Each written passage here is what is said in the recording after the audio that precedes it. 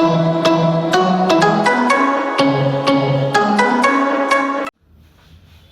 Friends, आज का जो अपना यूनिट रहेगा, जो अपन स्टडी करने वाले हैं, वो होगा अपना यूनिट नंबर 6।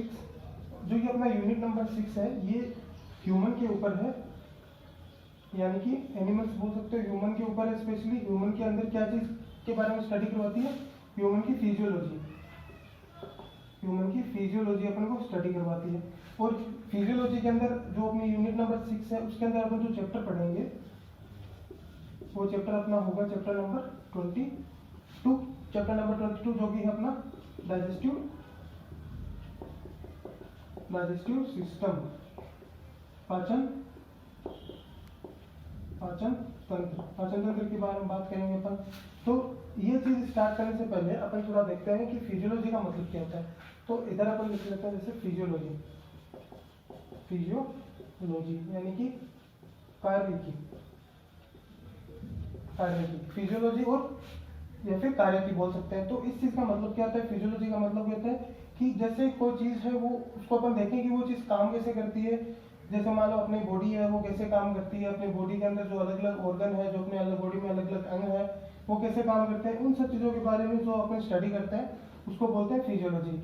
यानी कि बायोलॉजी की वह ब्रांच जिसके अंदर अपन चीजों के बारे में स्टडी करते हैं कि वो कैसे काम करती है, पूरी प्रोसेस क्या होती है, उस अपन ब्रांच को बोलते हैं फिजियोलॉजी। और फिजियोलॉजी के अंदर अपन पढ़ते हैं पहला अपना डाइजेस्टिव सिस्टम।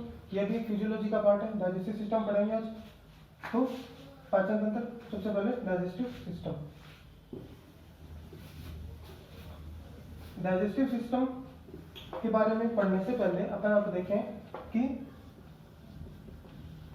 पाचन तंत्र, इसके बारे में पढ़ने से पहले अपन देखते हैं कि डाइजेस्टिव सिस्टम में जो वर्ड आता है सिस्टम, इसका मतलब क्या होता है, कि इसको अपन ने सिस्टम क्यों बोला, सिस्टम का मतलब क्या होता है, तंत्र क्या होता है। तो हम थोड़ा ये देखते हैं कि सिस्टम किसे कहता है, मतलब क्या होता है सिस्टम का। तो सिस्टम का मतलब होता है कि जब बहुत सारी चीजें आपस में एक साथ मिलके काम करती है, तो हम उसको बोलते हैं सिस्टम। तो अपनी जो अपनी बॉडी है, जो कोई भी लिविंग ऑर्गेनिज्म है, कोई भी जीवित जीव है, जो लिविंग ऑर्गेनिज्म है, उसके अंदर अपन बात करें तो सबसे जो बेसिक यूनिट होती है, सबसे छोटी जो इकाई होती है, स्मॉलेस्ट यूनिट भी बोल सकते हैं। जो स्मॉलेस्ट यूनिट होती है, जो बेसिक यूनिट होती है, वो कौन सी होती है अपनी बॉडी के अंदर? होती है अपनी बॉडी में सेल। अपनी बॉडी की या फिर किसी भी जीवित जीव की जो सबसे छोटी और सबसे बेसिक इकाई होती है, वो होती है सेल। और ये सेल ही अपनी स्ट्रक्चरल तथा फंडामेंटल इकाई भी होती है, जो अपनी बॉडी में सारे फंक्शन करती है।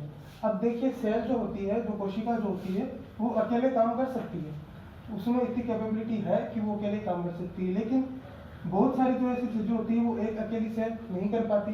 तो जैसे बैक्टीरिया लिया आप लोगों ने, बैक्टीरिया लिया, तो बैक्टीरिया क्या है? सिंगल सेल है। इसके अंदर एक ही सेल होती है, एक से अधिक सेल नहीं होती, इसका सिंगल सेल होती है। तो ये अपना काम करता है, लेकिन उस अपनी कैपेबिलिटी नहीं बढ़ा पाता जिसे ह्यूमन ने बढ़ाई, जो दूसरे एनिमल्स ने बढ़ाई। तो ये चीज कैसे पॉसिबल है? उन्होंने क्या किया, जो सेल थी, सेल ने क्या किया, आपस में मिलना स्टार्ट किया, एग्रीगेट करना स्टार्ट किया। तो एक जब सेल दूसरी सेल के पास में आई, तो उन्होंने बोला आप अलग काम करो, आप अलग काम करो, एक काम करते हैं अपन दोनों मिलके एक अच्छा काम करते हैं और बेहतर काम करते हैं। तो उन्होंने क्या, दो या फिर दो से अधिक सेल, 2 और मोर सेल आपस में मिली, तो इन दोनों सेल ने मिलके आपस में क्या बनाया? टिश्यू, जिसे अपन ऊतक भी बोलते हैं, हिंदी में टिश्यू। टिश्यू क्या होता है? कुछ नहीं होता, जब बहुत सारी सेल्स आपस में मिलती है, तो मिलके जब वो जो स्ट्रक्चर बनती है, उसे अपन बोलते हैं टिश्यू। ये टिश्यू क्या करता है? एक स्पेसिफिक काम करने के लिए बनाया जाता है। अलग अलग सेल एक साथ मिलके एक अलग काम करती है, एक स्पेसिफिक काम करती है। तो वो जो काम होता है, वो किसके द्वारा होता है? टिश्यू के द्वारा। अब टिश्यू अलग अलग जीव में अलग अलग प्रकार के हो सकते हैं, हमारी बॉडी में भी, ह्यूमन में भी टिश्यू बहुत सारे प्रकार के हो सकते हैं। तो वो अपन देखेंगे कि कैसे कैसे टिश्यू होते हैं, अपने पाचन तंत्र में भी कैसे कैसे टिश्यू काम करते हैं। तो उसके बाद में टिश्यू आए, जैसे सेल आपस में मिली, एक सेल से बहुत सारी सेल मिली आपस में, उसी प्रकार अपने बॉडी के अंदर बहुत सारे टिश्यू होते हैं। अलग अलग प्रकार के जो टिश्यू होते हैं, उनमें से कुछ टिश्यू आए, जैसे 2 और 2 से अधिक अलग अलग प्रकार के जो टिश्यू मिले, उन्होंने आपस में बोला कि हाँ चलो ठीक है, अलग काम नहीं करते, अब एक ही काम करते हैं। तो इन दोनों ने मिलकर क्या बनाया? जब बहुत सारे टिश्यू आपस में मिलते हैं, उन्होंने क्या बनाते हैं? ऑर्गन। यानी कि अंग। अंग जानते हो आप, बहुत बड़ी एक स्ट्रक्चर होती है जो एक छोटी से छोटी सेल से स्टार्ट की थी, उन्होंने सेल आपस में मिली, ऊतक बनाया, फिर ऊतक आपस में मिले, ऊतकों ने आपस में मिलकर ऑर्गन बनाया। अब ऑर्गन एक बड़ी चीज़ है, बड़ी एंटिटी है, एक बड़ा स्ट्रक्चर है, वो एक स्पेसिफिक काम करता है। जैसे मान लो डाइजेस्टिव सिस्टम की बात करते हैं तो जैसे अपना एग्जांपल देख लेते हैं, अपना जो लीवर है, जो अपना यकृत है, वो लीवर है, वो पाचन में काम करता है और भी अलग अलग काम करता है। तो ये चीज़ कैसे पॉसिबल हुई? क्योंकि सेल आपस में मिली, फिर ऊतक आपस में मिले, उन्होंने ऑर्गन बनाया। अब क्या इसको अपन सिस्टम बोलते हैं? ये सिस्टम नहीं है, ये तो एक ही चीज़ हुई, लीवर एक ही चीज़ है, सिस्टम नहीं है। तो इसको अपन को सिस्टम बनाना है। तो सिस्टम बनाने के लिए क्या करेंगे? तो बहुत सारे ऑर्गन आपस में मिलेंगे, दो और अधिक ऑर्गन आपस में मिलेंगे, एक दो से ज्यादा या फिर दो ऑर्गन जब मिलेंगे तो आपस में मिलकर ये क्या बनाएंगे? Organ system. ऑर्गन सिस्टम, अंग तंत्र। अंग तंत्र, अंग तंत्र का मतलब क्या होगा? जब बहुत सारे ऑर्गन आपस में मिलते हैं तो वो एक तंत्र का, एक सिस्टम का निर्माण कर लेते हैं, जिसके अंदर दो से अधिक या फिर दो ऑर्गन आपस में काम कर रहे होते हैं। जैसे मान लो अपने पाचन तंत्र की बात करें, डाइजेस्टिव सिस्टम की बात करें, जैसे डाइजेस्टिव सिस्टम की बात करें तो डाइजेस्टिव सिस्टम के अंदर जैसे मान लो लीवर हो गया, ये एक ऑर्गन होगी, इंटेस्टाइन होगी, आंत होगी, इंटेस्टाइन होगी, ये भी एक ऑर्गन हो गया, पेनक्रियाज हो गया। ऐसे बहुत सारे जो ऑर्गन होते हैं ये आपस में मिलते हैं। ये सब क्या है? ये सब क्या है? ऑर्गन, अंग है ये सब। अंग किससे मिलकर बने होते हैं? टिश्यू से। टिश्यू किससे मिलकर बना होता है? सेल से। उसी प्रकार एक बहुत सारे जब ऑर्गन आपस में मिलकर काम करते हैं कोऑर्डिनेट तरीके से, मतलब आपस में समन्वय रखते हुए, तो वो एक अंग तंत्र का निर्माण करते हैं। जैसे कि अपना डाइजेस्टिव सिस्टम हो गया, ये एक प्रकार का अंग तंत्र है, ये एक प्रकार का अंग तंत्र है। तंत्र का मतलब समझ में आया कि बहुत सारी चीजें आपस में मिलकर काम करती है। तो आगे अपन देखेंगे और स्क्रीनशॉट लो, देखो तो लिख लो।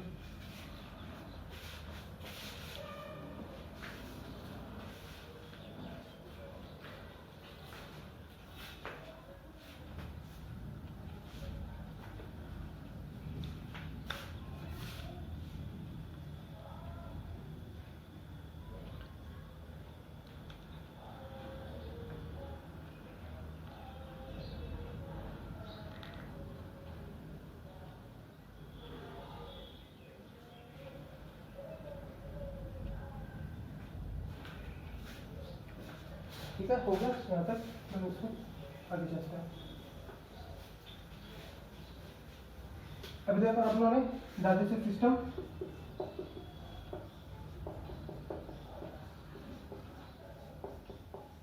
डाइजेस्टिव सिस्टम, इसमें अपन ने देख लिया सिस्टम क्या होता है, सिस्टम के बारे में आपने जान लिया। अब देखते हैं डाइजेस्टिव, इसके अंदर आता है डाइजेशन। डाइजेशन इसका मतलब होता है पाचन। अब देखते हैं अपन पाचन क्या होता है, पाचन शब्द का मतलब क्या होता है, पाचन शब्द की परिभाषा क्या होती है, वो सब देखेंगे। पाचन का मतलब होता है कि अपन जब अपने जैसे बॉडी है, मान लो अपनी ह्यूमन की बॉडी है, ह्यूमन की जो बॉडी होती है वो एज अ मशीन होती है, जैसे दूसरी मशीनें होते हैं, वैसे ह्यूमन की बॉडी या फिर कोई भी लिविंग ऑर्गेनिज्म या फिर कोई भी जीवित जीव होता है, या फिर कोई भी जीवित जीव होता है, उसकी जो बॉडी होती है उसको काम करने के लिए, अगर इसको वर्क करना है, इसको काम करना है, तो इसको क्या चीज की आवश्यकता होगी? एनर्जी की। इसको एनर्जी की, ऊर्जा की आवश्यकता होगी। क्योंकि सिंपल सी बात है, किसी भी चीज से अपन को काम करना है तो पहले उसको कुछ एनर्जी देनी होगी, वरना तो वो नॉन लिविंग चीज होगी। लिविंग चीज कब होती है? जब उसके अंदर एनर्जी होती है, ऊर्जा होती है।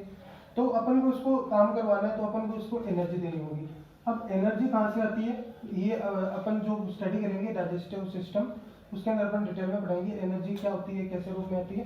तो अभी थोड़ा देखते हैं कि एनर्जी जो होती है वो अलग अलग जीवों में अलग अलग प्रकार की होती है। जैसे अलग अलग मशीनों में अलग अलग, किसी कोई जो मशीन होता है वो पेट्रोल पे, कोई डीजल पे, उसी प्रकार अलग अलग जो एनिमल्स होते हैं, अलग अलग जो जीव होते हैं, उनमें एनर्जी का रूप अलग अलग होता है। लेकिन अपन हमारी बात कर रहे हैं, ह्यूमन की बात कर रहे हैं, तो ह्यूमन के अंदर जो एनर्जी का जो सोर्स होता है, एनर्जी का सोर्स होता है,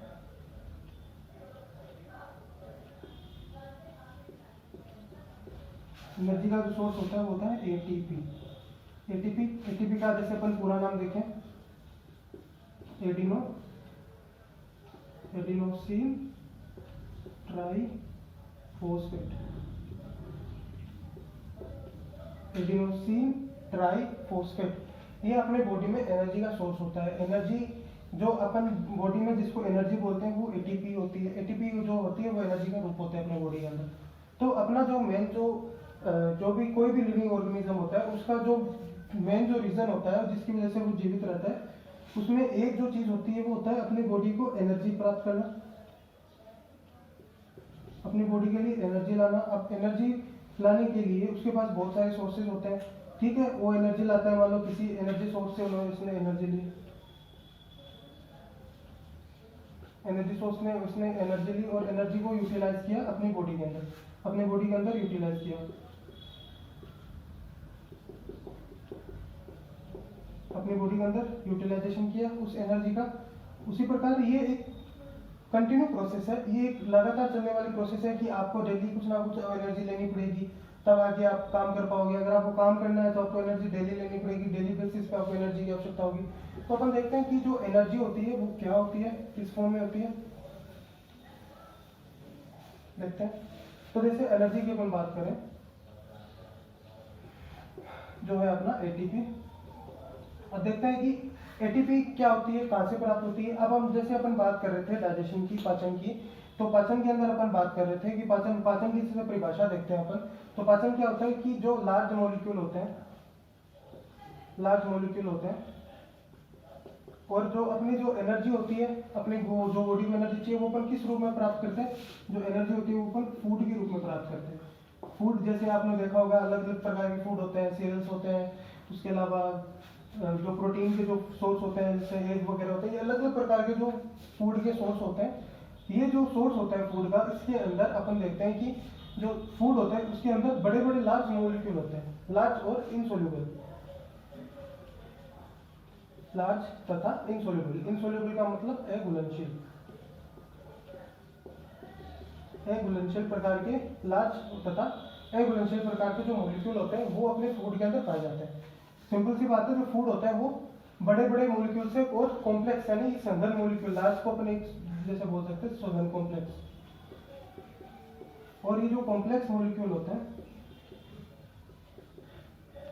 सघन या फिर जटिल बोल सकते हो, कुछ भी बोल सकते हो, जो बड़े जिनकी साइज बड़े होते हैं तथा वो कॉम्प्लेक्स होते हैं, वो जो मॉलिक्यूल होते हैं, ये सारे के सारे जो मॉलिक्यूल होते हैं किसमें पाए जाते हैं, फूड के अंदर। अब अपने को फूड लेना, चलो ठीक है, अपने पास फूड तो मिल गया। अब पाचन का मतलब बताओ, जैसे पाचन की अपन बात करते हैं तो जो बड़े जो मॉलिक्यूल होते हैं, जो सघन मॉलिक्यूल होते हैं, जिनको अपनी बॉडी ग्रहण नहीं कर सकती, अपनी बॉडी को कुछ ना कुछ ग्रहण करने के लिए चाहिए तभी वो आगे एनर्जी बनाएगी। अब बॉडी इन बड़े मॉलिक्यूल्स को ग्रहण नहीं कर पाती, तो बॉडी क्या करती है, इन छोटे बड़े मॉलिक्यूल्स को छोटे मॉलिक्यूल्स में तोड़ती है पहले, जैसे स्मॉल मॉलिक्यूल्स के अंदर अपनी बॉडी इन बड़े मॉलिक्यूल को तोड़ेगी। स्मॉल बोल दो या फिर सिंपल बोल दो, सिंपल मॉलिक्यूल्स हो गई, सिंपल फॉर्म में इनको तोड़ती है। या फिर देखते हैं कि ये इनसोल्यूबल था, एघुलनशील था। एघुलनशील का मतलब किसी चीज में जो डिसॉल्व नहीं हो, जो उसमें मिक्स नहीं हो, मिले नहीं, उसे बोलते हैं एघुलनशील। लेकिन जब अपन पाचन करेंगे तो पहले अघुलनशील को अपन ट्रांसफर करेंगे, किसमें परिवर्तित करेंगे, किसमें, घुलनशील में, सोल्यूबल में। सोल्यूबल मॉलिक्यूल अपन को चाहिए, अपन को बॉडी में चाहिए, तभी वो सोल्यूबल जो मॉलिक्यूल होंगे वो जाके आगे दूसरी चीजों में मिलेंगे और अपनी बॉडी उसको ग्रहण करेगी। तो ये अपना जो डाइजेशन है, ये इसकी पूरी परिभाषा इस एक लाइन में आ गई कि जो अपनी जो बॉडी होती है उसको एनर्जी की सोर्स की आवश्यकता होती है। अब एनर्जी सोर्स जो अपना होता है वो अपन कहाँ से लेते हैं, फूड से लेते हैं। लेकिन जो फूड होता है उसके अंदर बहुत सारे जो लार्ज तथा अघुलनशील मॉलिक्यूल उपस्थित होते हैं, जिनको अपनी बॉडी एब्जॉर्ब या फिर अवशोषित नहीं कर पाती। अवशोषित करने के लिए ऐसा तो है नहीं कि इतनी बड़ी आंत है, उसके अंदर आप इतना बड़ा रोटी का या फिर किसी और चीज का टुकड़ा डाल रहे हो तो वो उसको घुलनशील कर लेगा, नहीं, ऐसे डायरेक्ट वो उसको अवशोषित नहीं करेगा। पहले वो उसको तोड़ेगा छोटे छोटे हिस्सों में, उसके बाद में उसको घुलनशील बनाएगा, सोल्यूबल घुलनशील बनाएगा। उसके बाद में वो अपनी बॉडी में अपने उसको एक्सेप्ट करेंगे, उसके बाद में अपन उससे एनर्जी प्राप्त करेंगे। तो ये जो पूरी जो प्रोसेस होती है इसको बोलते हैं डाइजेशन या फिर बोल सकते हैं पाचन। इस पूरी प्रोसेस को डाइजेशन या फिर पाचन अपन बोल सकते हैं। तो अपन थोड़ा देखते हैं कि डाइजेशन जो होता है वो कैसे होता है, ये आप लिख लो।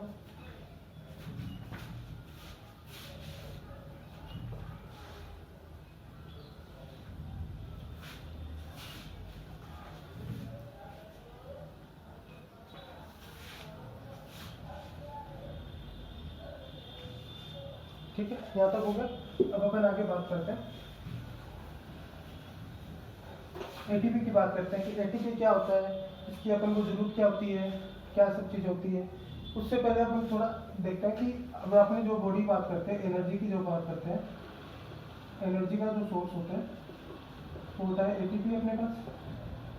अब अपनी जैसे बात करो कि ये एक इंडिविजुअल है, ये एक इंडिविजुअल है, कोई भी ह्यूमन मान लो, कोई भी ह्यूमन या फिर कुछ भी एनिमल मान लो, ह्यूमन मान लो, इसने क्या किया, फूड को इंजेस्ट किया, इसने लिया फूड को, भोजन पदार्थ इसने लिया। अब भोजन पदार्थ इसने ले लिया तो भोजन पदार्थ यहाँ से नीचे आएगा और उसके बाद में उसका डाइजेशन होगा, उसके बाद उसका डाइजेशन होगा। डाइजेशन होने के बाद में अपन को पता है कि अपन को एटीपी प्राप्त होता है, ठीक है। एटीपी या फिर जो भोज्य पदार्थ अपन को जो घुलनशील अवस्था में जो भोज्य पदार्थ प्राप्त होता है वो जो अपना फूड पार्टिकल, जो अपना जो भोज्य पदार्थ जिसके रूप में इसको कन्वर्ट कर देते हैं, छोटे पार्टिकल्स में कन्वर्ट कर देते हैं, फूड पार्टिकल प्राप्त होता है। अब ये फूड पार्टिकल जो होता है ये अपने कहाँ पे था, अपने अभी आहारनाल जिसको अपन बोलते हैं, आहारनाल के अंदर था ये अपने आहारनाल के अंदर था।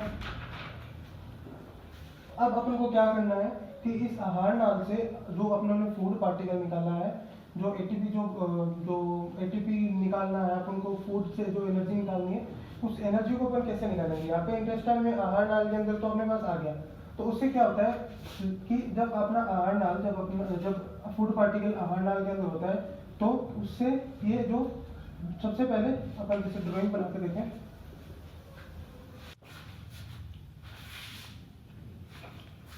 तो ये अपना ह्यूमन है, ह्यूमन बीइंग, ये अपना ह्यूमन है। तो क्या हुआ, जब अपनों ने फूड लिया, अपन ने फूड को अपने ग्रहण किया, उसके बाद में हमने इसका डाइजेशन किया, पाचन किया, ठीक है। डाइजेशन करने के बाद में अब मान लो अपनी जो यहाँ पे थी स्मॉल इंटेस्टाइन, जो अपनी स्मॉल इंटेस्टाइन थी वहाँ पे अपनों ने फूड को पूरा डाइजेशन कर लिया, और फूड को अपनों ने, फूड में से जो एनर्जी थी, जो अपने फूड के जो पार्टिकल थे, उन फूड पार्टिकल को अपनों ने अवशोषित कर लिया, अवशोषण जो अपना हुआ था वो अपना अवशोषण किसके अंदर हुआ था, अपना ब्लड के अंदर हुआ था। तो अपना जो फूड पार्टिकल है, इसको ब्लड को जो है अपने रेड लाइन से अपनों ने फूड था उसको अपनों ने ब्लड में ले लिया। जो अपने जो फूड के जो पार्टिकल हैं, अपने पास ब्लड में, ये अब आगे जो ब्लड होता है वो पूरी बॉडी में सर्कुलेट करता है, पूरी बॉडी में घूमता है, अलग अलग जो अपने ऑर्गन होते हैं वहाँ पे जाता है। तो जैसे मान लो ये जो ब्लड है, ये जो ब्लड है ये किसके पास में गया, मान लो ये ब्लड गया अपने पास सीधा, उसके बाद में ब्लड जो होता है सबसे पहले कहाँ जाता है, हार्ट के पास में। जब हार्ट के पास में सबसे पहले ब्लड पहुंचता है तो वो क्या करता है कि पंपिंग करता है। जो हार्ट का जो मेन काम होता है वो क्या होता है,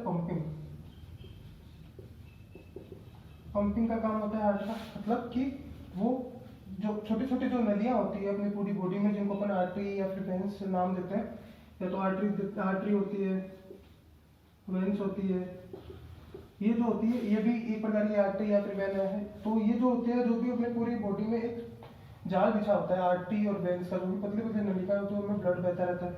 तो अब उन्होंने भोजन पार्टिकल लिया, स्मॉल इंटेस्टाइन या फिर लार्ज इंटेस्टाइन जो भी है, उससे उन्होंने फूड पार्टिकल लिया, वो ब्लड में आया। फूड पार्टिकल ब्लड में आने के बाद में फूड पार्टिकल कहाँ पे आएगा, वो ब्लड कहाँ पे आएगा, वो ब्लड आएगा अपने हार्ट के पास में। हार्ट के पास में ब्लड आ गया, तो अब जो फूड पार्टिकल है वो अपना किसके पास, अभी अपना जो फूड पार्टिकल हुआ है हार्ट के पास में। अब हार्ट के पास में क्या आ गया, फूड पार्टिकल अपना किसके पास में आ गया, हार्ट के पास में। अब हार्ट क्या करेगा, इसको पंप करेगा बाहर, वापस से जो ब्लड आया था उसको बाहर की तरफ निकालेगा। अब जब उसने ब्लड को पंपिंग किया तो मान लो जो ब्लड है उसने पंपिंग किया, जब ब्लड का पंपिंग हुआ तो ब्लड किसके पास में आ गया, जो ब्लड था वो किसके पास में, मान लो ब्रेन के पास में आ गया, मान लो ब्रेन के पास में ये ब्लड पहुंच गया। तो हार्ट से वापस ब्लड गया हार्ट से वापस ब्लड गया मान लो ब्रेन के पास में, और ये अपने फूड पार्टिकल है इसके अंदर, ये रहे फूड के पार्टिकल, ये अपने फूड के पार्टिकल। अब ब्रेन के पास में पहुंचा, ब्रेन के पास में फूड पार्टिकल पहुंच गए, ब्रेन के पास फूड पार्टिकल, अब ब्रेन क्या करेगा, उन फूड पार्टिकल को कन्वर्ट करेगा, जो अपने फूड के जो पार्टिकल है,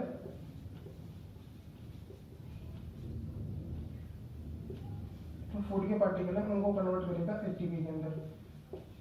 अब ब्रेन खुद तो करता नहीं, ब्रेन तो एक बहुत बड़ा स्ट्रक्चर है, तो ब्रेन के अंदर जो सेल्स होती है, जो ब्रेन की जो सेल्स होती है, ब्रेन की जो सेल्स होती है वो काम करेगी फूड पार्टिकल को एटीपी में कन्वर्ट करने का। जो ब्रेन की सेल्स होती है वो कन्वर्ट कर देती है फूड पार्टिकल को एटीपी के अंदर। ठीक है, इतना लिख लो।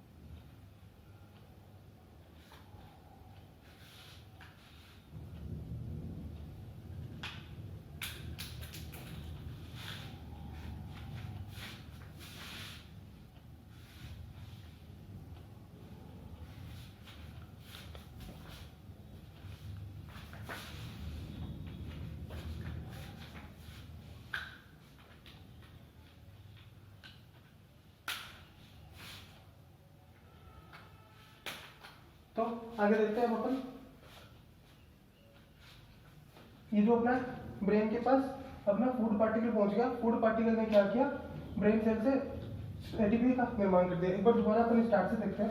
तो सबसे पहले क्या हुआ, सबसे पहले एक ह्यूमन था, एक इंसान था, इसने क्या किया, फूड को लिया, कोई भी भोज्य पदार्थ था उसको उसने खाया, उसके बाद में उसके शरीर में पाचन हुआ, जो बड़े बड़े मॉलिक्यूल्स थे, जो बड़े बड़े लार्ज मॉलिक्यूल थे उनको उन्होंने तोड़ा, तोड़ने के बाद में जो इंटेस्टाइन थी उसने क्या किया, फूड पार्टिकल में से कुछ जो भाग होता है वो उसका उसने क्या किया, अवशोषण किया।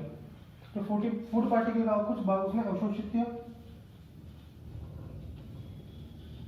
फूड पार्टिकल का कुछ भाग उसने अवशोषित किया, और उस फूड पार्टिकल में से कुछ भाग था, जो फूड था उसमें से कुछ भाग था वो वेस्ट के रूप में निकल गया। जो वेस्ट होता है अपना वो वेस्ट के रूप में निकल गया।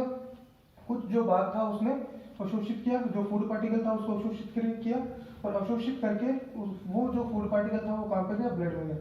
अब सबसे पहले ब्लड में गया, क्योंकि ब्लड की जो वेसल्स होती है वो इंटेस्टाइन के पास में होती है। जो ये जो थी ये जो चीज है, ये जो स्ट्रक्चर है, ये क्या है, ब्लड वेसल। ब्लड की जो वेसल है, जो जहाँ पे ब्लड सर्कुलेट होता है वहाँ पे सबसे पहले फूड पार्टिकल आया।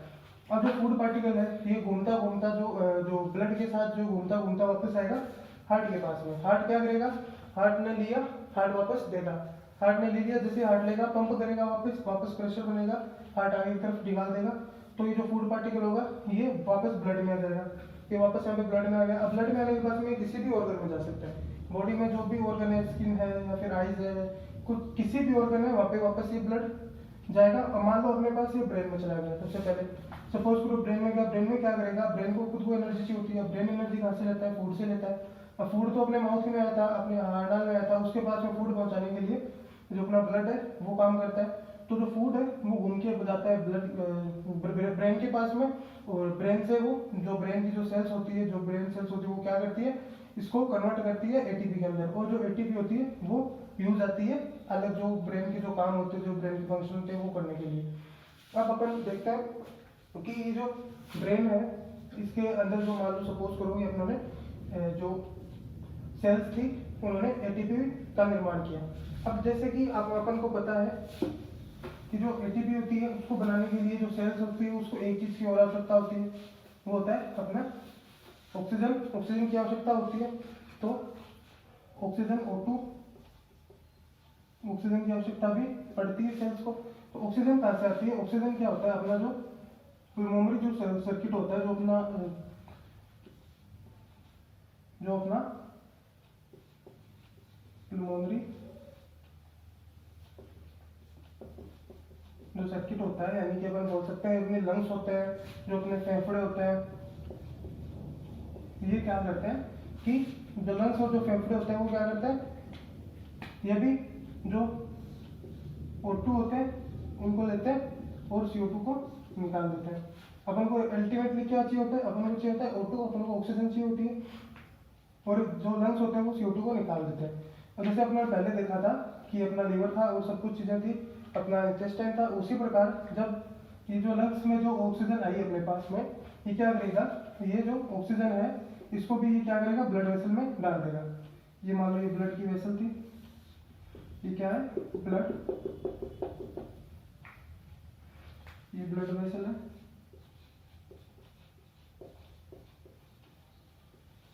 ये ब्लड वेसल है, इसमें इसने क्या किया, ब्लड को डाल दिया, ब्लड के साथ में इसने क्या डाला, O2, ब्लड के साथ में इसने डाल दिया O2। अब O2 वही है, वापस सर्कुलेट होगी, ये ब्लड वापस जाएगा, और जो ऑक्सीजन जिस ब्लड में होते हैं उसको बोलते हैं ऑक्सीजनेट ब्लड, ऑक्सीजनेट ब्लड बोलते हैं, ऑक्सीजनेट जो ब्लड होता है, ऑक्सीजनेट ब्लड है इसके अंदर, जिसके अंदर ऑक्सीजन प्रेजेंट होती है, ये वापस से कहाँ जाएगा, हार्ट के अंदर जाएगा। ठीक है, हार्ट के साथ में, हार्ट के अंदर ये ब्लड गया, और इसके साथ में मान लो अपने जो फूड पार्टिकल थे वो भी आ गए, मान लो दोनों चीजें साथ में आ गई, ब्लड भी है, ब्लड में ऑक्सीजन भी है, अपने ब्लड के अंदर फूड पार्टिकल भी है, और फिर मान लो ये ब्रेन के पास में, तो ब्रेन के पास में अपने पास फूड पार्टिकल भी आ गए, और ब्रेन के पास में अपने O2 भी आ गई, ऑक्सीजन भी आ गई। अब एटीपी बनाने के लिए अपन को ऑक्सीजन की आवश्यकता क्यों पड़ती है, एटीपी बनाने के लिए ऑक्सीजन की आवश्यकता क्यों पड़ती है, वो देखते हैं। तो देखिए, जो अपना ब्लड होता है उसके पास जो ब्लड आया ब्रेन के पास आया, और ब्रेन के पास में वो क्या लेके आया, O2 लेके आया, और O2 के साथ में वो एटीपी उसने बनानी, और O2 के साथ में फूड पार्टिकल लेके आया। अब अपन देख रहे थे कि ऑक्सीजन की आवश्यकता क्यों पड़ती है एटीपी बनाने के अंदर, और एटीपी जो बनता है वो कहाँ बनता है, कैसे बनता है, तो अपन बात कर रहे हैं। सबसे पहले बात करते हैं, जैसे अपने ये सेल होती है, कोई भी सेल, बेसिक स्ट्रक्चर है सेल की, ये मान लो अपनी सेल है, ठीक है। तो सेल के अंदर जब अपन देखते हैं कि सेल के पास ऑक्सीजन आ रही है, सेल के पास में ऑक्सीजन आ रही है, और सेल के पास में अपन देखते हैं कि अपना फूड पार्टिकल है वो भी आ रहा है, अपना जो फूड पार्टिकल है, फूड पार्टिकल है वो भी सेल के पास में आ रहा है। तो दोनों चीजें जब सेल के पास में अवेलेबल होती है, तो सेल क्या करती है, इन दोनों चीजों को लेके एक प्रोसेस चलाती है, और उस प्रोसेस से वो क्या बनाती है, एटीपी बनाती है। इस प्रोसेस से क्या बनाती है, एटीपी। उस प्रोसेस को अपन क्या बोलते हैं, ऑक्सीकारी, ऑक्सीकारी फॉस्फोराइलेशन।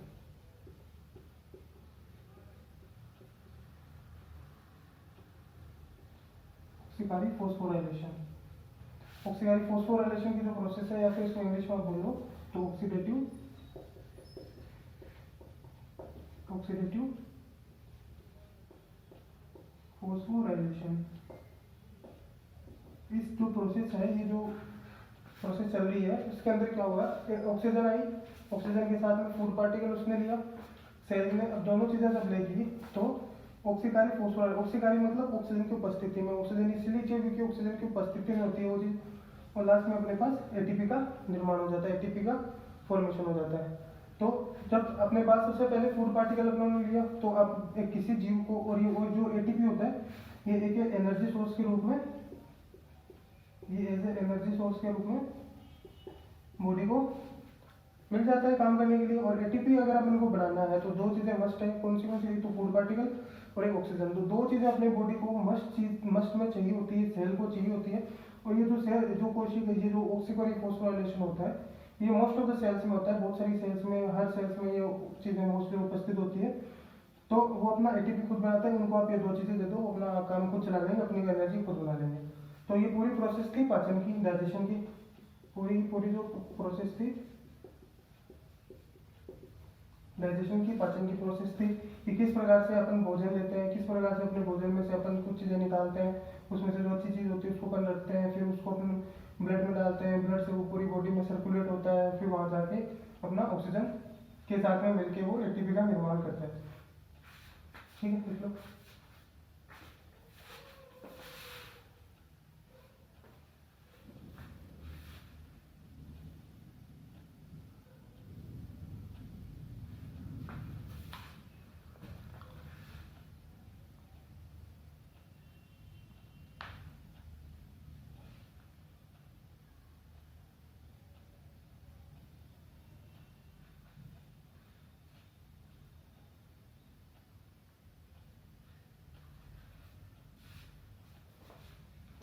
चलो अब आगे देखते हैं।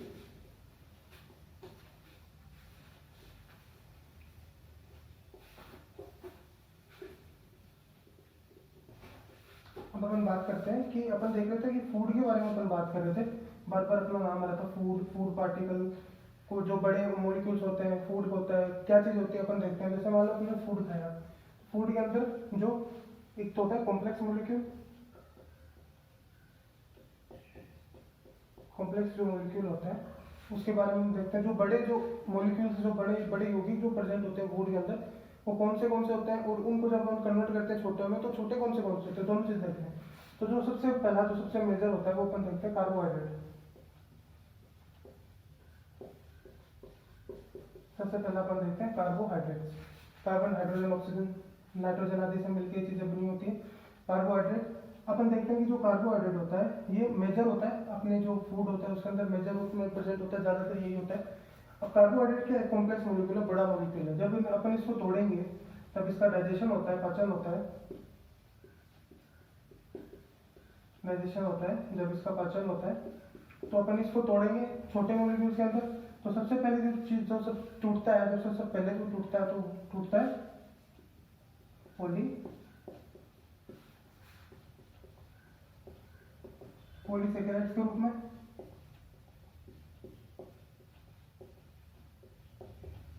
पॉलीसेकेराइड्स के रूप में सबसे पहले अपन कार्बोहाइड्रेट को तोड़ेंगे तो पॉलीसेकेराइड के रूप में टूटेगा। तो पॉली माने मैनी, सेकेराइड माने शुगर, शुगर। और अपन जो कार्बोहाइड्रेट होते हैं इनको अपन जनरल नाम देते हैं शुगर, यानी कि जो शुगर लाइक जो मॉलिक्यूल्स होते हैं उनको अपन कार्बोहाइड्रेट बोलते हैं। तो सबसे पहले कार्बोहाइड्रेट का अपन डाइजेशन करेंगे तो सबसे पहले अपन को पॉलीसेकेराइड प्राप्त होंगे। पॉलीसेकेराइड के अंदर जो जो शुगर एक, दो या दो से अधिक प्रकार की जो जो शुगर होती है, जो मोनो शुगर होती है, मतलब छोटे छोटे जो यूनिट होती है शुगर की, वो होती है मोनो शुगर, मोनोसेकेराइड। सबसे छोटी जो यूनिट होती है, सबसे जो बेसिक जो स्ट्रक्चर होती है कार्बोहाइड्रेट के अंदर जो होती है मोनोसेकेराइड। जब दो या दो से अधिक प्रकार के मोनोसेकेराइड को अपन मिलाएंगे तो पॉलीसेकेराइड बनता है। ठीक है, तो जब अपन कॉम्प्लेक्स और जब बहुत सारे पॉलीसेकेराइड आपस में मिलेंगे तो वो कॉम्प्लेक्स कार्बोहाइड्रेट बनाएंगे। वैसे ही अपन जब कार्बोहाइड्रेट को तोड़ेंगे तो पहले सिंपल फॉर्म में टूटेगा जो होती है पॉलीसेकेराइड, उसके बाद में अपन इसको और सिंपल फॉर्म में तोड़ेंगे, इसके बाद में और इसका डाइजेशन होता है, और ज्यादा डाइजेशन होने के बाद में ये टूटता है मोनोसेकेराइड के रूप में। मोनोसेकेराइड के रूप में टूटता है। मोनो माने सिंगल, यानी कि एक, सेकेराइड माने शुगर। जब एक ही प्रकार की जो शुगर होती है, जो इसमें सिर्फ एक ही शुगर का मॉलिक्यूल होता है, उसे कहते हैं अपन मोनोसेकेराइड। और जब बहुत सारी शुगर आपस में मिल जाती है और मिलके एक कंपाउंड बनाती है, मॉलिक्यूल बनाती है, जिसे बोलते हैं पॉलीसेकेराइड। अब बहुत सारी पॉलीसेकेराइड आपस में मिलके एक कॉम्प्लेक्स कार्बोहाइड्रेट बनाती है। ये जो कार्बोहाइड्रेट होते हैं ये बहुत बड़े होते हैं। ठीक है, और जो अपना मोनोसेकेराइड है इसका एग्जाम्पल लेते हैं अपन। इसका एग्जाम्पल हो गया ग्लूकोज। और ये जो अपन फूड पार्टिकल्स की बात कर रहे थे वो ग्लूकोज जो होता है, जिसके जनरली जो मेजर फॉर्म में होता है, यही एक अपना मेन फूड पार्टिकल होता है। यही अपना मेन फूड पार्टिकल होता है जिससे अपन कन्वर्ट करके ग्लूकोज को, ये लास्ट में अपन कन्वर्ट करके क्या प्राप्त करते हैं, एटीपी प्राप्त करते हैं। ठीक है, ये तो हो गया पहला अपना, अपने बात के लिए कार्बोहाइड्रेट। दूसरा अपन बात करते हैं फैट। फैट एक बड़ा मेजर मॉलिक्यूल होता है, कार्बोहाइड्रेट की तरह बड़ा होता है, और इसका अपन डाइजेशन करते हैं, पाचन करते हैं। डाइजेशन करने के बाद अपन को इसके अंदर फैटी एसिड प्राप्त होता है। फैटी एसिड अपन को प्राप्त होता है। जैसे इसकी जो सबसे छोटी इकाई होती है जैसे फैटी एसिड, और वैसे जैसे ग्लूकोज इसकी सबसे छोटी इकाई होती है। बता दीजिए, स्क्रीनशॉट ले लो।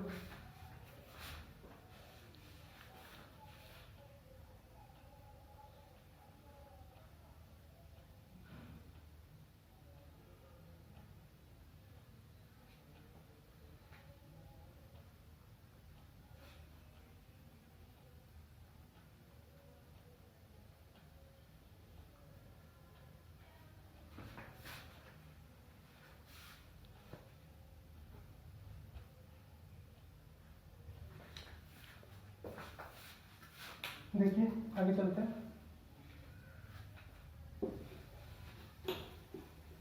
हम फूड की बात कर रहे हैं, तो फूड के अंदर अपन देखते हैं कि तीसरा जो पार्ट होता है जो अपने फूड का होता है वो कौन सा होता है। तो तीसरे पार्ट की बात करते हैं, वो होता है अपना प्रोटीन। फूड के अंदर एक बहुत इंपॉर्टेंट और सबसे इंपॉर्टेंट रोल जो निभाने वाला जो चीज़ होती है वो होती है प्रोटीन। और प्रोटीन भी एक कॉम्प्लेक्स मॉलिक्यूल है, प्रोटीन भी एक कॉम्प्लेक्स और लार्ज मॉलिक्यूल है। जब इसको अपन पाचन करेंगे, अपन इसका डाइजेशन करेंगे, तो जैसे अपने कार्बोहाइड्रेट के अंदर देखा था, अपने ने उसका डाइजेशन किया, अपन को पॉलीसेकेराइड प्राप्त हुए थे। उसी प्रकार जब हम प्रोटीन का डाइजेशन करेंगे तो सबसे पहले अपन को पॉलीपेप्टाइड प्राप्त होंगे। पॉलीपेप्टाइड प्राप्त होते हैं। पॉली माने मैंने, पेप्टाइड क्या होता है? पेप्टाइड भी एक मॉलिक्यूल होता है जो कि आगे अमीनो एसिड से मिलकर बनता है। अपन देखेंगे आगे अमीनो एसिड पॉलीपेप्टाइड से मिलकर बना होता है। और जब अपन पॉलीपेप्टाइड का आगे और डाइजेशन करते हैं और अपन आगे पॉलीपेप्टाइड का डाइजेशन करते हैं तो अपन को क्या प्राप्त होता है? Amino acid. अमीनो एसिड अपन को प्राप्त होता है। ये जो अमीनो एसिड अपन को प्राप्त हुआ, ये क्या करता है? ये अमीनो एसिड अपने जो बॉडी होती है उसके लिए बहुत जरूरी होता है। स्ट्रक्चरल जो रोल होता है अपनी बॉडी का, तो स्ट्रक्चरल जो पार्ट होता है, जो हिस्सा होता है अपने बॉडी का, वो अमीनो एसिड से बनता है। ठीक है, प्रोटीन से बनता है। जैसे अपना एग्जांपल ले लो, हेयर्स हो गए, नेल्स हो गए, हेयर हो गया, नेल हो गया, ये सब जो चीज़ें होती है ये अपने प्रोटीन से मिलकर बनी होती है और अपने बॉडी में बहुत इंपॉर्टेंट होता है प्रोटीन। तो प्रोटीन कहाँ से अपन को प्राप्त हुआ? अपन को प्राप्त कहाँ से? अमीनो एसिड से। अमीनो एसिड कहाँ से प्राप्त हुआ? पॉलीपेप्टाइड से। पॉलीपेप्टाइड कहाँ से प्राप्त हुआ? प्रोटीन से। और प्रोटीन कहाँ से प्राप्त हुआ? जब अपन ने फूड खाया उससे अपन को प्रोटीन प्राप्त हुआ। तो जब अपन सबसे पहले वो चीज़ खाते हैं, जैसे मान लो प्रोटीन अपने खाया तो उसको पहले पॉलीपेप्टाइड में तोड़ा जाएगा, उसका थोड़ा छोटा जो स्मॉल हिस्सा है, उसके बाद में उस स्मॉल हिस्से को और तोड़ना है अपन को, जितना छोटा हो सके उतना छोटा करना है। तो डाइजेशन हुआ, डाइजेशन के बाद में अपने पास अमीनो एसिड प्राप्त हुआ और उस अमीनो एसिड को अपनों ने एब्जॉर्ब किया, अवशोषित किया और लास्ट में अपनों ने इसको स्ट्रक्चरल पार्ट्स बनाने में अपनों ने अमीनो एसिड को लगा दिया। और कभी कभी क्या होता है कि इस अमीनो एसिड से अपन को एनर्जी भी प्राप्त होती है। एनर्जी यानी कि एटीपी भी प्राप्त कर सकते हैं अपन इस अमीनो एसिड के द्वारा। तो ये मेन काम था अपने प्रोटीन का।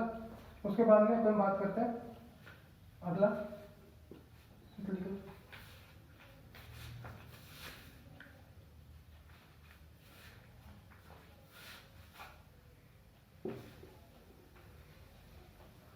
देखते हैं जब हमने देख लिया अपने फूड के अंदर किस किस प्रकार के बड़े मॉलिक्यूल्स होते हैं, किस किस प्रकार के अपने स्मॉल मॉलिक्यूल्स होते हैं, तो अपने इन सब चीजों के बारे में बात कर लिया। अब अपन देखते हैं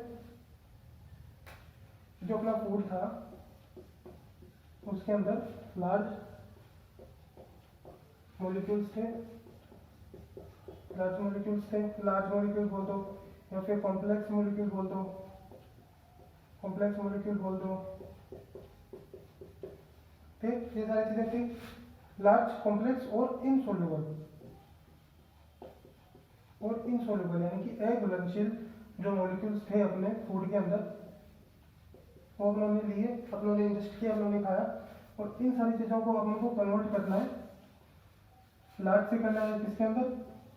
स्मॉल के अंदर, और सिंपल के अंदर, कॉम्प्लेक्स की जगह आ गया सिंपल के अंदर कन्वर्ट करना है। उसके बाद में इसको अपन को क्या कन्वर्ट करना है? सोल्यूबल फॉर्म में अपन को उसको कन्वर्ट करना है। तो इस जो ये पूरी प्रोसेस है इसको अपन बोलते हैं डाइजेशन। इस पूरी प्रोसेस को बोलते हैं डाइजेशन, पाचन। पाचन की परिभाषा जैसे आई थी पहले कि बड़े कॉम्प्लेक्स मॉलिक्यूल को और इनसोल्यूबल मॉलिक्यूल्स को छोटे तथा सोल्यूबल मॉलिक्यूल में जो अपन को तोड़ना है इसी को अपन कहते हैं डाइजेशन। ठीक है, और जो बड़े और जो लार्ज मॉलिक्यूल है इसके अपन एग्जांपल की बात करें, एग्जांपल देखते हैं इसका ओवरव्यू। अपने पास है कार्बोहाइड्रेट, अपने पास है कार्बोहाइड्रेट्स है, अपने पास प्रोटीन्स है, अपने पास प्रोटीन है लार्ज मॉलिक्यूल के अंदर, अपने पास में न्यूक्लिक एसिड है, न्यूक्लिक एसिड है अपने पास में, और अपने पास में फैट है। ये तो हो गए लार्ज और बड़े मॉलिक्यूल जो अपन को डायरेक्ट अपनों को फूड से प्राप्त होते हैं, जो अपने फूड से अपनों ने डायरेक्ट प्राप्त किए। और ये जो बाकी की सारी प्रोसेस होती है पाचन, वो अपन आगे और डिटेल में पढ़ेंगे। ये सारी जो प्रोसेस होती है पाचन, उससे अपन को छोटे तथा सोल्यूबल मॉलिक्यूल प्राप्त होते हैं। जैसे इसकी एग्जांपल देखते हैं अपने पास, जैसे अपने पास ग्लूकोज है, अपने पास मेनोज है, ये सब सारे जो छोटे मॉलिक्यूल होते हैं। अपने पास फैटी एसिड है, अपने पास पेंटो शुगर आ गई, जैसे जो कि अपने न्यूक्लिक एसिड का हिस्सा होती है, पेंटो शुगर आ गया, अमाइनो एसिड आ गया, ये सब हिस्सा होता है अपने जो सिंपल और सोल्यूबल जो मॉलिक्यूल होते हैं उनका। तो इतना देखो,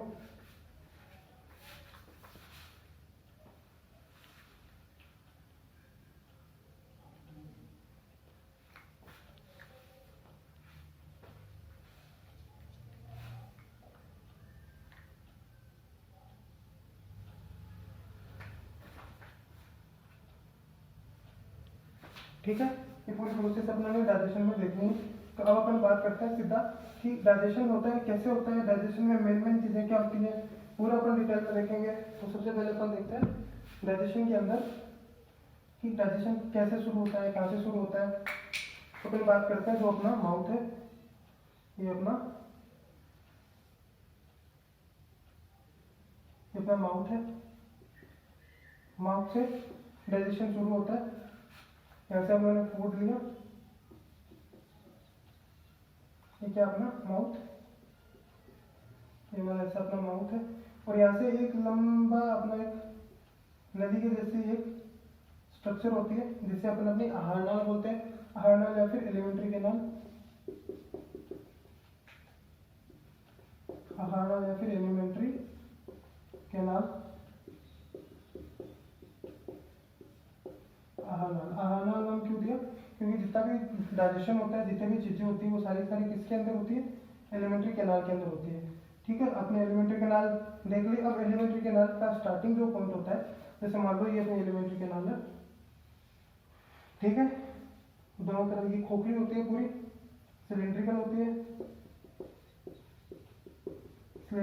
है, होलो होती है। सिलेंड्रिकल मतलब सिलेंडर की जैसे आकृति की होती है, होलो मतलब खोखली होती है, अंदर से होलो होती है। और यहाँ से सबसे पहली जो ओपनिंग होती है, जहाँ से सबसे पहले खुलता है, वो होता है अपना माउथ। यहाँ से ये फूड लेता है, जैसे यहाँ पे ये वाला हिस्सा, ये माउथ वाला हिस्सा, ये वाला हिस्सा आ गया, ये माउथ वाला हिस्सा जहाँ पे उन्होंने फूड डाला, यहाँ पे भी उन्होंने फूड डाला, फूड आया अपना। और जो फूड आता है वो सब डालते हैं फिर माउथ से। उसके बाद में ये जो एलिमेंट्री कैनाल है पूरी की पूरी, यहाँ पे इसका डाइजेशन होता है। फूड का डाइजेशन होने के बाद में जहाँ से ये जो अपना वेस्ट, जो बाकी का जो प्रोडक्ट होता है, जो कि वेस्ट होता है अपना, वो निकल जाता है, वेस्ट निकल जाता है। यहाँ से अपने फूड लिया, फूड का डाइजेशन हुआ पूरे के अंदर, उसके बाद में वेस्ट निकल गया। और जो वेस्ट जो निकलता है उससे अपन इसी को क्या बोलते हैं, एनएस। तो अपनी जो आहार नाल है, एलिमेंट्री कैनाल है, स्टार्ट कहाँ से होती है, माउथ से, एंड कहाँ पे होती है, एनएस से। लेकिन ये सिलेंड्रिकल फॉर्म में होती है, होलो होती है। होलो मतलब खोखली होती है, बेलनाकार होती है तथा खोखली होती है, बेलनाकार होती है, खोखली होती है, होलो होती है। दोनों तरफ से इसकी ओपनिंग होती है, एक तरफ से अपन फूड डालते हैं, दूसरी तरफ से अपन अपना वेस्ट मटेरियल निकालते हैं। तो ये चीज देख लो।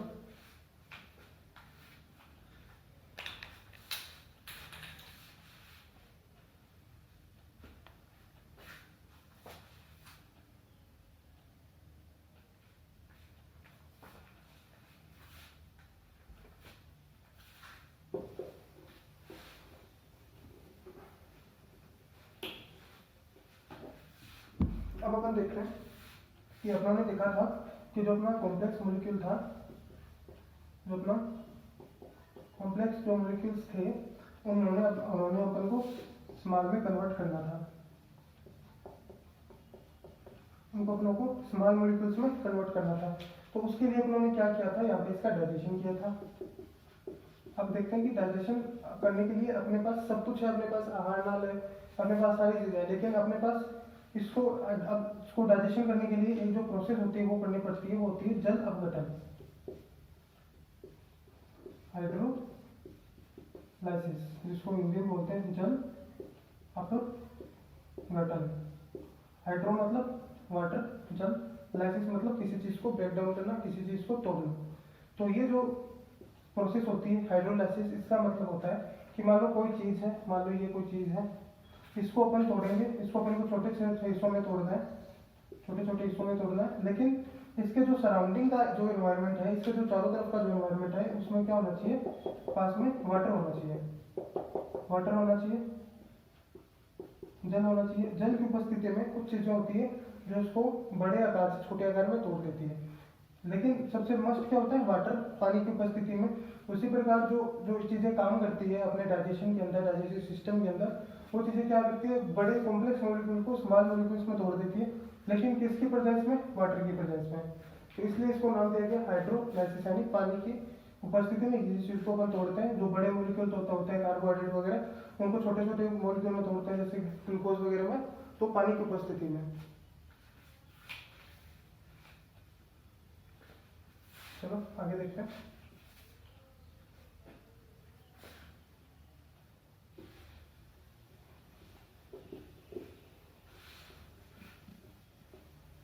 आगे की अपन बात करते हैं, तो अपने पास में अपनी एलिमेंट्री कैनाल आ गई।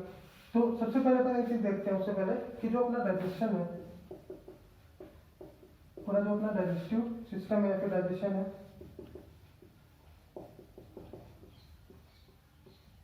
अपना डाइजेस्टिव सिस्टम है, उसके अंदर दो प्रोसेस चलती है, ठीक है। तो अपन को जब अपन फूड लेते हैं, जो मान लो अपनों ने, ये मान लो एक ह्यूमन है, ये ह्यूमन है, इसने फूड लिया, अब मान लो इसने फूड खाया, तो इसने फूड खाया, इसने फूड को इंजेस्ट किया, फूड को खाया। कुछ फूड में से कुछ चीज़ें जैसे ग्लूकोज है, आदि चीज़ें, वो अपने बॉडी में रखेगा, ये उस फूड में से मान लो फूड के पार्टिकल्स थे, उसमें से कुछ फूड इसने अपने पास रखा, और कुछ जो फूड है इसने वेस्ट रूप में बाहर निकाल दिया, वेस्ट रूप में बाहर निकाल दिया। तो ये जो प्रोसेस थी, ये चल रही थी इसके ह्यूमन के बॉडी के अंदर। तो जो ये अवशोषण करेगा, कुछ चीजें जो अपने पास रखेगा, उस जो प्रोसेस होती है उसको बोलते हैं एब्जॉर्प्शन।